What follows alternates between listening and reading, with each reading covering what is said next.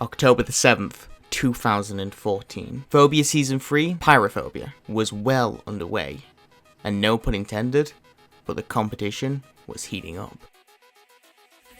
Oh god, he's gonna do the pearl thing. Why is he doing the pearl? Everyone's gonna do the pearl thing. Jesus Christ, what is he doing? In arguably the most difficult season of Phobia yet, 5 teams of 4 took to a world full of lava to become Phobia's next champion. In this grueling world, some had already fallen, some were about to fall, whilst others were fired up. On the outlook, let's be honest, the fight between the Crim Dudes and the MLG wasn't anything too special. 2 fairly even teams going up against each other. The only thing that was different about this fight is that they took refuge upon opposing hills. You know, there is something really, really special about hill battles, isn't there? I mean, take Mindcrcuk Season's 13 battle. Team Old Business versus Team... Old B-Dubs... Rappling? Old... How do you... B-double-O? Fucking... Why can't we just go back to the days when it was Teams Verza and Fairy Juice? Holy shit. Oh crap, we're off topic. Where is that? Oh yeah, back to Mindcrcuk. Old Business had 4 players. Rappling had 3 players. And yeah, Old Business got demolished. They didn't have the right equipment. You can argue they had the lesser players, but that's not really the point. That's maybe a video for another day.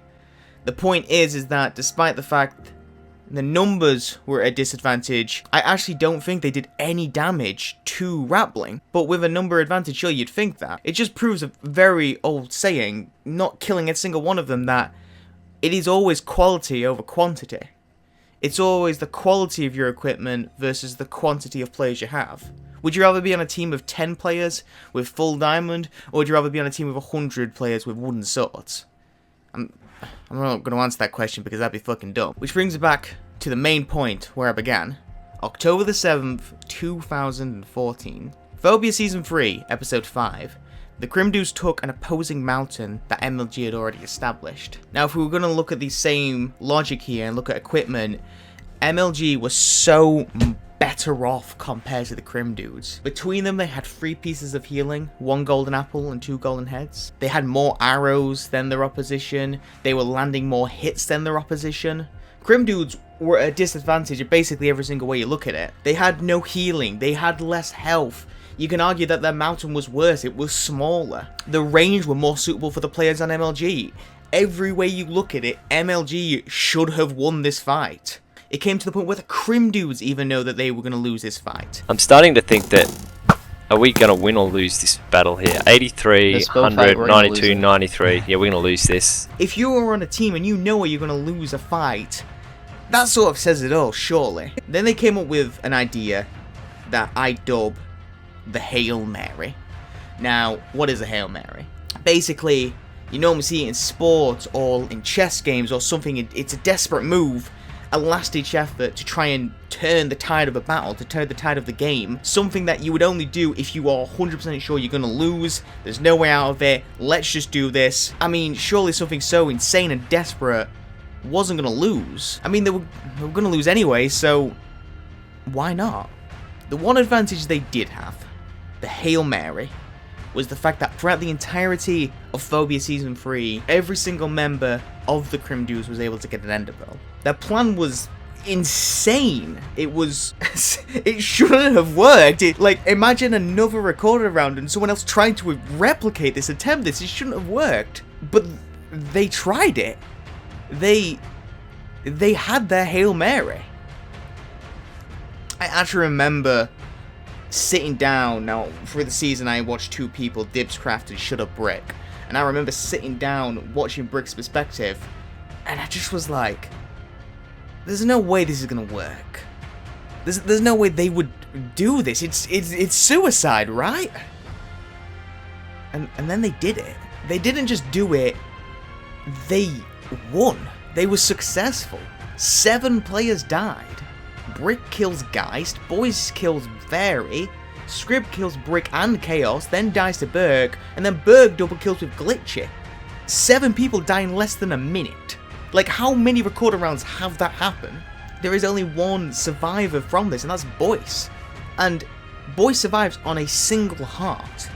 It's not like he survived massively, is that he was so close to dying himself. This was nearly 2 completely different teams wiped out in the space of a minute. That's amazing to think about. Now, I really wish that I could finish this video by saying Boyce managed to heal himself up, go on, and win the season. Like, how amazing would it have been if they could look back and go, remember when we threw those ender pearls and won season 3 of Phobia? That'd have just been fantastic. Like, it just would have been so perfect of an ending. Unfortunately, that wasn't the case. The Boyce goes on to fight Pink Team, and Bag and Dibs wins, which is no discredit to Bag and Dibs, but man, I really wanted Boyce to win that season. But even though that is not the greatest of endings to Phobia Season 3, I still think it doesn't take away from the overall experience of what Phobia Season 3 was. If it wasn't for the Crim Dudes action, if it wasn't for the pearls that they threw, MLG wins that fight. I don't think anyone in the entirety of Phobia and the entirety of the viewing audience, anyone who's watched the Pyrophobia montage can disagree with that statement. MLG was going to win against the Crim Dudes. I think if they were lucky, like as a best case scenario, the Crim Dudes take one of them. Maybe let's say they take out Geist, and you now have Fairy, Glitchy, and Scrib. Is there any way that that team doesn't win? Is there any way that they lose to Bag and Dibs? I don't think so. And that's the greatest part of all this. Though they didn't win themselves, they stopped the most likely team from winning by doing something incredible. And that is what I absolutely love about Phobia. It's such a unique recorded round that has such unique players to come up with ideas like this. Name another recorded round where 4 players would just go, you wanna just Hail Mary and Ender Pearl and hope we kill them all? Like, WMC wouldn't have done that. Sorry lads, they wouldn't have. I organised TTE, I don't think there's anyone who would have been ballsy enough to do that. But the Crim Dudes did. And fuck, they did it well. Like, where else would you see a Hail Mary? I know I'm gushing over it at this point, I sound like a fanboy, but oh come on, it's so good. And that's why I want to join. 5 years ago, this came out on October the 7th. 5 years ago, coming up this October. And it's still, in my opinion, one of the greatest recorded... You know, it is the greatest recorded round moment. I expect you to sit down, go through, let's say, 100 applications, and at least 70 of them will be about this moment. I'm not doubting that. But I can't think of another Phobia moment I would want to sit down and speak about. You want me to talk about Phobia's past? You want me to talk about Phobia's best past moment? This is that moment. And I will always remember that team. Berg, Khaos, Brick, and Boyce. That is one team I'll always remember. Not because they have a cool name. Crim Dudes is a pretty cool game. Not because of the team before it was. It's because of this moment. I want a moment like that. I want a Hail Mary. I want someone to go 5 years down the line. Remember when Havenan did that? Fuck yeah, I remember when Havenan did that. And that's why I want to take on Phobia. I think I'd do something crazy like this if I got the opportunity. And I think I'd be a good fit. Dom, Jamie, whoever is watching this, even the entire Phobia, thank you for taking the time to listen to this. If you don't accept me, that's perfectly fine.